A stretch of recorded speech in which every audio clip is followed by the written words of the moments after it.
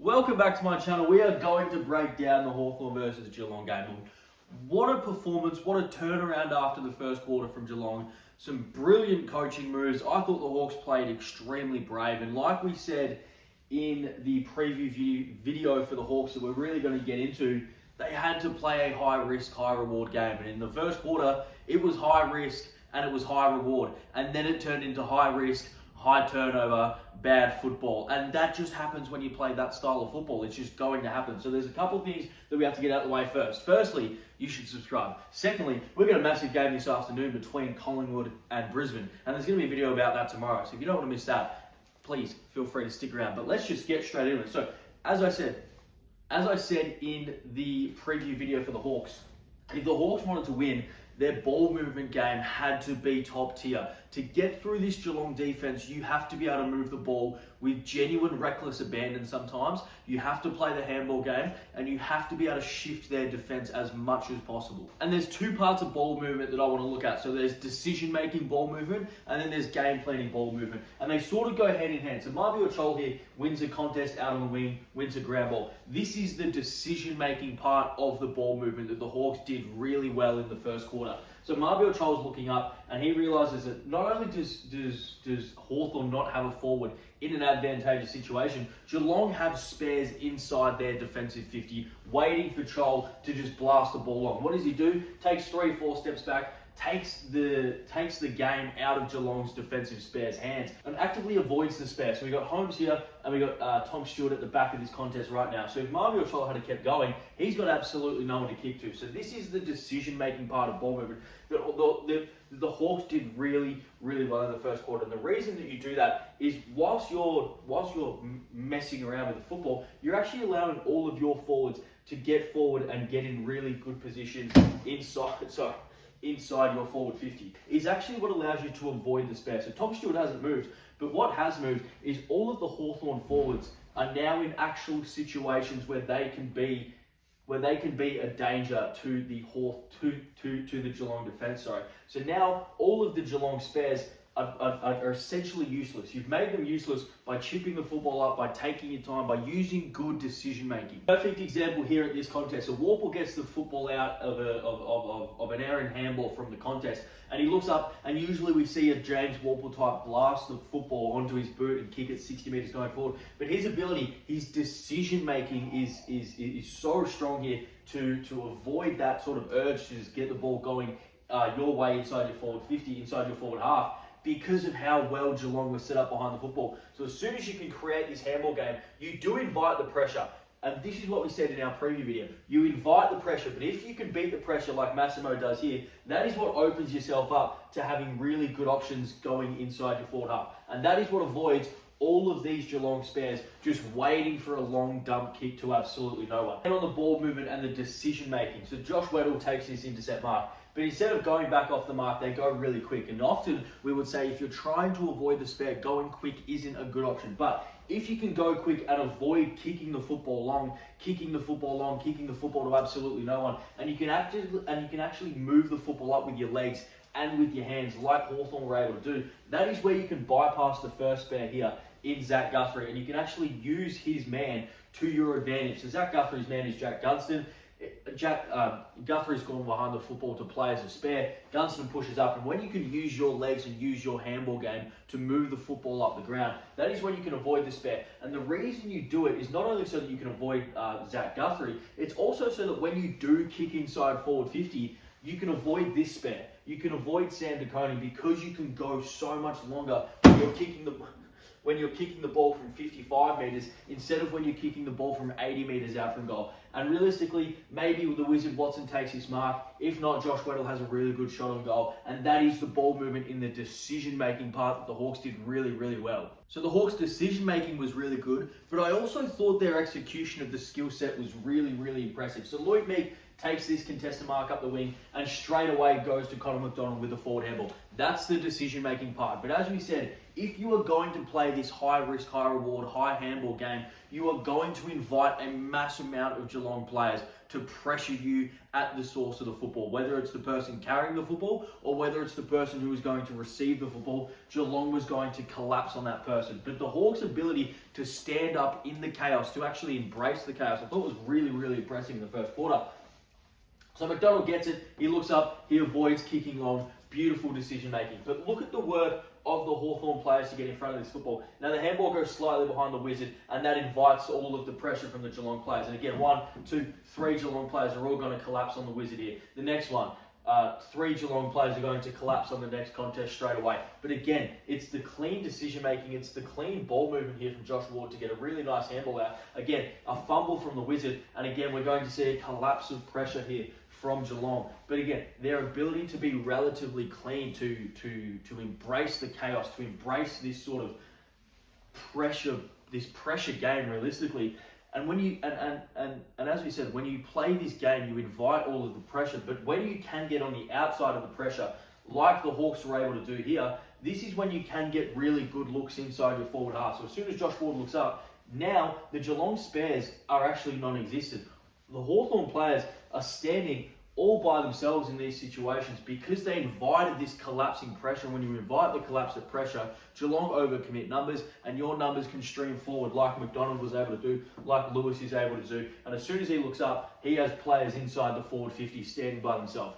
Beautiful use of the forward handball, beautiful use of chaos football. So we'll see it again here. Connor McDonald makes a really good contest in the air to get the ball from Zach Guthrie. But again, all we're looking at here is the collapsing Geelong players, and then the ability for Hawthorn to be clean out of this contest. A clean handball to Newcomb, clean handball to Nash, clean handball from Nash here to the outside, and then another clean handball from Ward forward, and that is what it allows. So all of the Geelong players collapse on the football. The Hawthorn players are able to stay on the outside, but they're only useful on the outside if you can be clean in the chaos.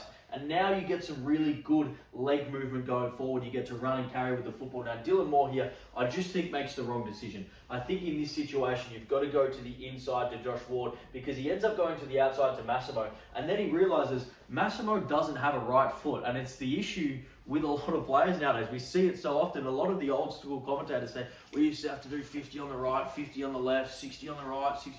We have to do this before every training. And you do it because of these situations. If Massimo here has a right foot, he's able to wheel and go on the right side, but instead, Blitzars, no, he's not kicking on his right foot because that's going out in the full every day of the week. And that is what forces Blitzars' ability to create this turnover. But the pressure system that Geelong created, Hawthorn did a really good job of being clean inside that pressure cooker, inside that pressure system, and getting the ball to the outside to their runners throughout the first quarter. And then the next bit I want to focus on in the first quarter is the Hawthorn defence. So we see a really quick turnover here from Connor McDonald, essentially kicking to the Geelong spare instead of DeConey. It was just a missed kick. But how often do we see Geelong be able to rebound from their defensive half, from their defensive 50, and go from end to end so quickly, so comfortably? But Scrimshaw's ability to come off his man and intercept this football is beautiful. Now, Scrimshaw does a really good defensive act and then a horrific offensive act because he kicks on his right foot to just no one, it seems. But again, the Hawks' ability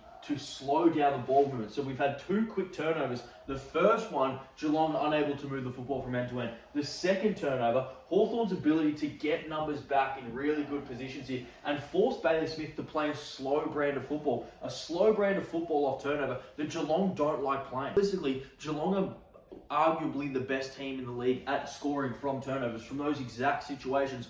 Hawthorn's ability to get numbers back and stop the ball movement, stop the quick turnover game, stop that, and then actually create intercepts and not just half contests. The first quarter was all Hawthorn, and I looked up at the score and I said, Hawthorn deserved to be in front, or if you're a Hawthorn fan, you'd be sitting at the back of that first quarter going, I feel like we should be 5-6 goals in front here, but we're 2 goals in front, and that is what a good team does.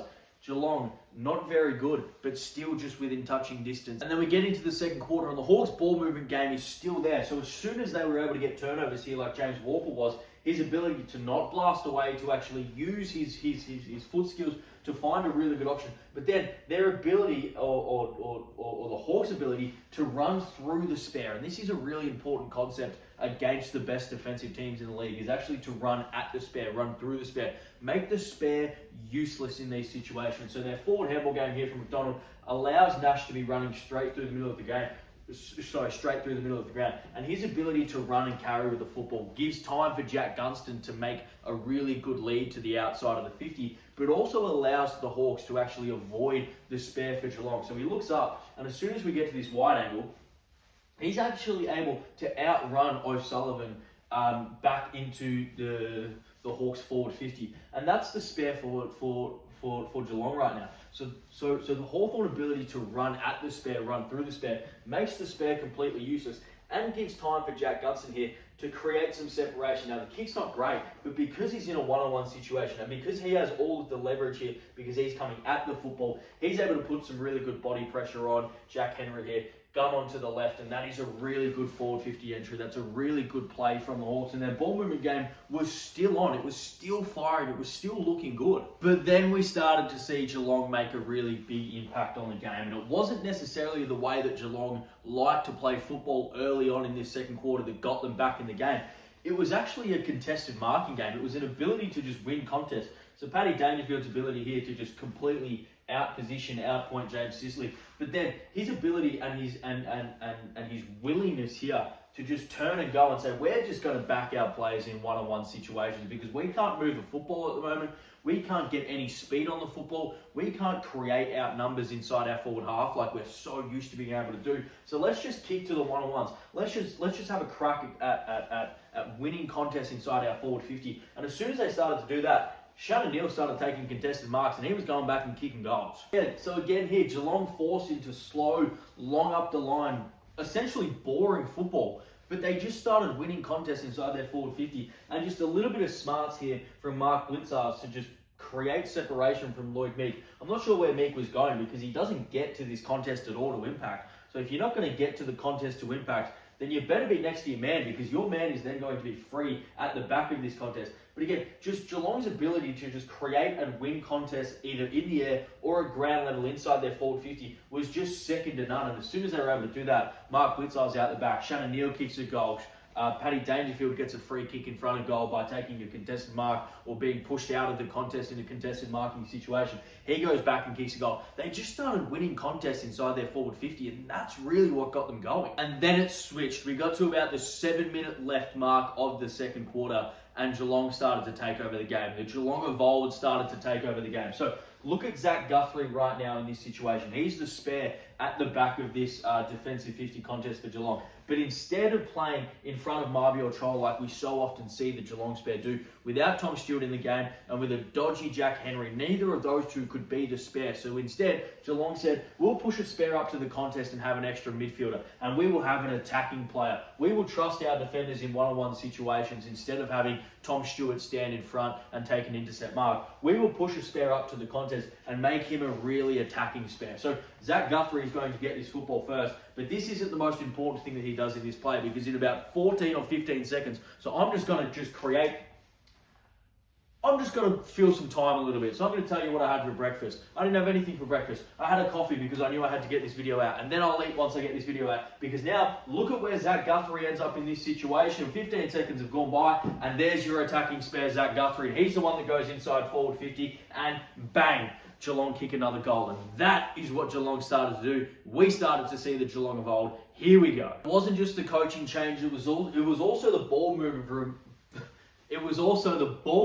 from Geelong that we started to see a difference in. So instead of them being caught up and going slow and going and having to go long like they did in the first quarter, Max Holmes instantly looking to the side of this contest, trying to get some speed on the football, trying to open up this Hawthorn defence, and they were willing to take some risks. This is a really long switch to a bloke who's not necessarily known for his kicking. He even had some poor moments in that first quarter. And then bang, his ability to just take on the game. So Geelong's ball movement game started to come back to them. They started to cut through Hawthorn in this second quarter. So all of the Hawthorn players here are stuck on this side of the ground, and Geelong players have switched and they've really ran really hard to get to get to a really good side of this contest, and then they were able to get contests inside forward 50. You win contests inside forward 50, you kick goals. But their ball movement game set that up. So Chris Scott's coaching is back, their ball movement game is back, and now their defensive forward half pressure game was back. So this ball hits the ground in the first quarter, and a lot of this second quarter, we saw Hawthorn be able to chain handball out of this situation and really get the ball moving in their direction. But again, Geelong's ability now, their defensive system started to come, so their ability to really close down all of the space for Hawthorn and not necessarily collapse on the football, but also cover the exit. So Warple tries to go forward where there would usually be an easy exit. Mullen's ability to get there, Atkins' ability to follow Ginnivan out of this situation, and they get a forward half turnover. And this is where I started to say, oh no, I think the Hawks are in trouble. And now we get to the second half where it was just all Geelong. And there's a few things to focus on. There's going to be a lot of attention on the work of Paddy Dangerfield in this second half because of things like this. I mean, this is a 1v1 bull matchup right now, but there is an old bull and there is a young bull. And usually you say the young bull's got this, John Newcomb's got this. No, because Paddy Dangerfield is going to put 6-7 efforts in just at ground level here. He's the one that goes down to ground level. Newcomb stays up. Dangerfield's going to go 1v2 at this ground level situation. He gets the handball out. Luckily, Ward stops him, but he doesn't stop him enough because, again, he just stands up and says, I'm better than everyone. I'm stronger than you. I'm more powerful than you. I'm better than you. I'm everything that you wish I'm everything that you wish you were in a footballer, Paddy Dangerfield said to this Hawthorn midfield just time after time after time, and he's probably right. But that's not what I want to focus on. What I want to focus on is how the Cats started to play their brand of football. So they get a front half turnover in this situation just from pure, all-out, unadulterated pressure on Jarman Impey right now. So he's kicking because he's got 7 Geelong defenders around him. But their ability to intercept marks started to come back. Geelong started to take intercept marks. They started to get forward half turnovers. They were the ones that started to slow down the Hawks' ball movement. As soon as they could do that, that is when they were forcing the Hawks into these sort of kicks where they could collapse on the football. And as soon as they can collapse on the football, bang, the Geelong is going to just run out of all of these contests because they're so good at ground level that they will just intercept the football whenever they want. Again, this is all in the first minute 30. We've already seen 2 intercepts, essentially 2 intercept marks. Ball hits the ground, ball hits ground level. Geelong put a really good amount of pressure on here to force an errant kick here from Nick Watson. He looks up and he goes, I've only got one option to go to. And that is exactly what Geelong want to do. It's not necessarily about applying pressure and getting a turnover with this person right now. It's also just about forcing that person down the bottleneck of the Geelong defence. And as soon as they could do that, the Wizard looks up and he's only got one option, and it's not a great option. It's Lloyd Meek versus Mark Blitzarves in a running contest, and Mark Blitzarves is going to win that 10 times out of 10. So their intercept mark game at the start of the third quarter started to come back, and this is when it was really starting to be alarm bells for Hawthorn. Again, we're going to see a Superman effort here from Dangerfield just to get this ball to ground against one of the best defenders in the league, or what is supposed to be one of the best defenders in the league. But that's not what this is about. This is about the forward half turnover game for Geelong. So their ability to put pressure on and their ability to get this ball to ground. Tom Atkins' ability to just out-strength Josh Battle at this ground level contest, and then his ability to get the football out in a clean manner is just unbelievable. Close looks up and he's got Paddy Dangerfield standing all by himself because he recovered 1,000,000 times quicker than Tom Barris recovered. He turns around and kicks a goal. But that is forward half turnover. So we've got ball movement, we've got defence, we've got intercepts, and we've got forward half turnovers. You're not beating the Cats if they're able to put all of those things together. And then all of these things started to go in the Geelong Cats' favour. And then I started to think maybe the Hawks just aren't up to it. Maybe they're just too young. Maybe they're too inexperienced. And then I started to realise they're too young, they're too inexperienced because they just started to make some poor decisions. It looked like they got rattled in the moment. It looked like they didn't really know what was going on because there was about 3 or 4 different stoppages where players just got completely lost, and it's like their brain was just fried for a little bit. So we're going to see at this stoppage right now. We're looking for Brad Close, and who's next to it? Like, how is Brad Close a small forward, one of the best small forwards in the league, one of the smartest small forwards in the league, one of the most hard-working small forwards in the league? How is he able to run at a stoppage inside the forward 50 completely by himself? Because as soon as this ball goes up, look who's going to take this mark because no one is next. He's standing by himself at a forward 50 stoppage. Again, we're just talking about simple things. So manning up your opponent at stoppage. Jeremy Cameron is the best forward in the league. He's kicked 80, he's kicked 90 goals. He might kick 100. He might kick 15 in a grand final and kick 100.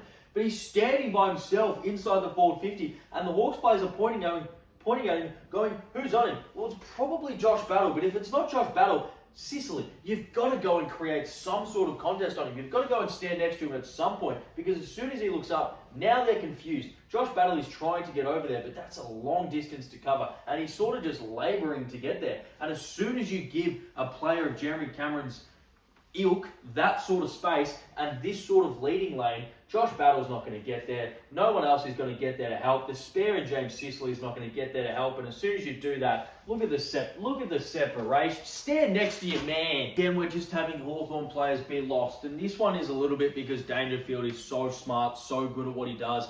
But also, Scrimshaw, you've probably got to understand that Dangerfield is the best player on the field at the moment. He's completely ripping apart a game of football. He's 48 years old. You can't let him get out the back by himself. So as soon as we get to this wide shot right now, we're going to see Danger and Scrimshaw standing next to each other. So that's really important. So it's Scrimshaw's man.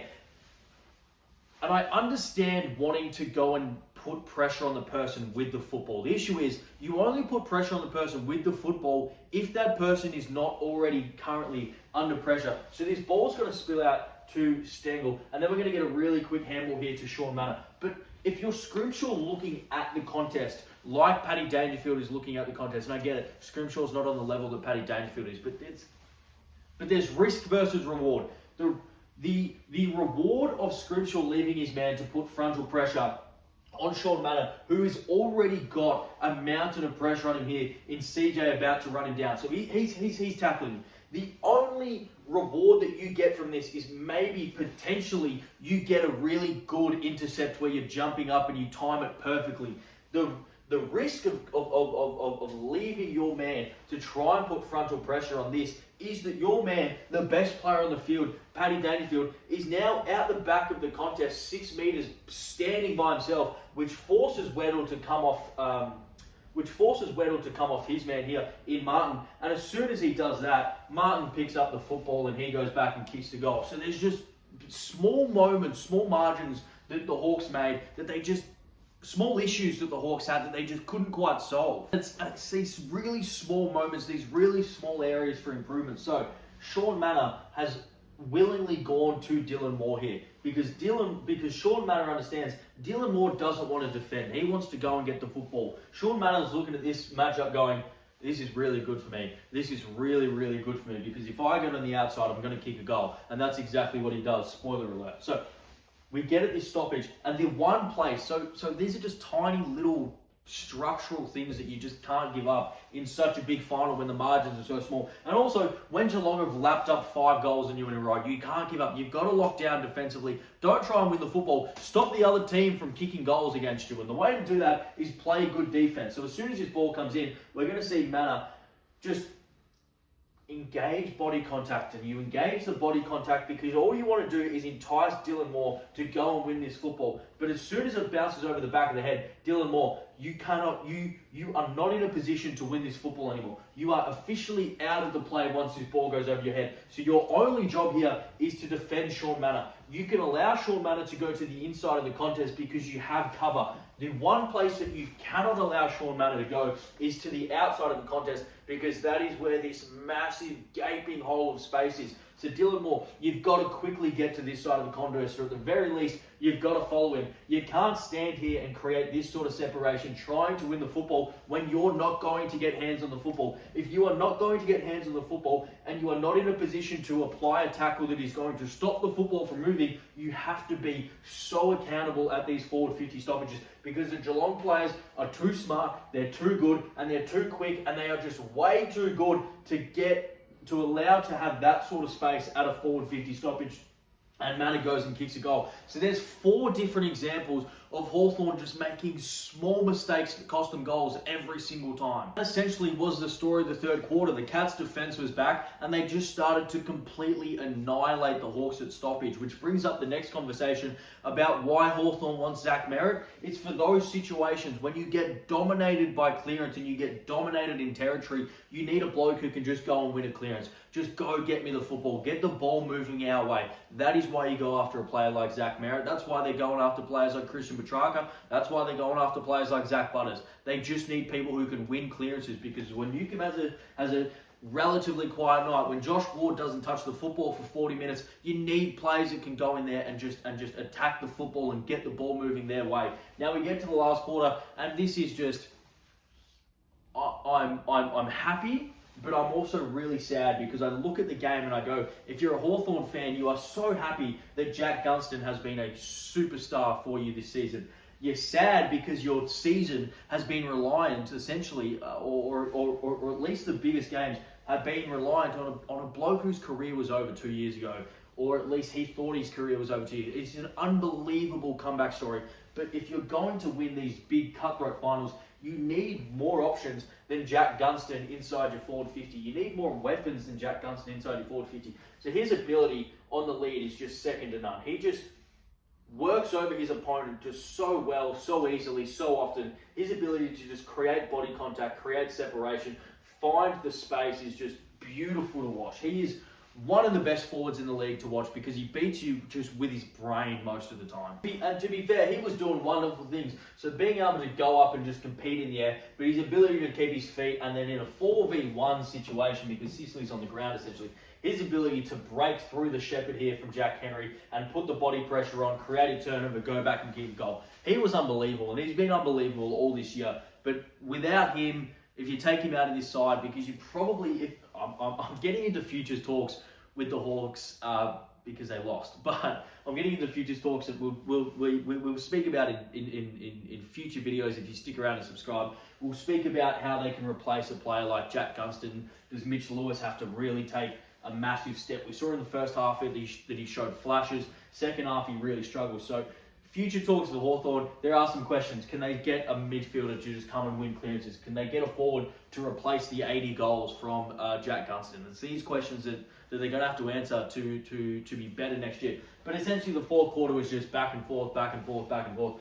The Cats basically put the Q in the rack for the most part. They really sheltered a lot of their ball movement. The Hawks tried throwing everything at the Cats. We saw the Wizard playing halfback. I understand wanting to get him into the game, but probably not the best idea to be putting a 5'7" bloke in the back line. You can play with smaller blokes inside your defensive 50 as runners, but maybe not blokes who are that small, because Brad Close outmarked him and goes back and kicks a goal. We saw Josh Weddle go into the ruck, which I thought was a really good move, because I don't like being critical of players, because I obviously don't understand how hard it is, but speaking to them, I can understand from their perspective. I can be empathetic as to how hard it is to play the game.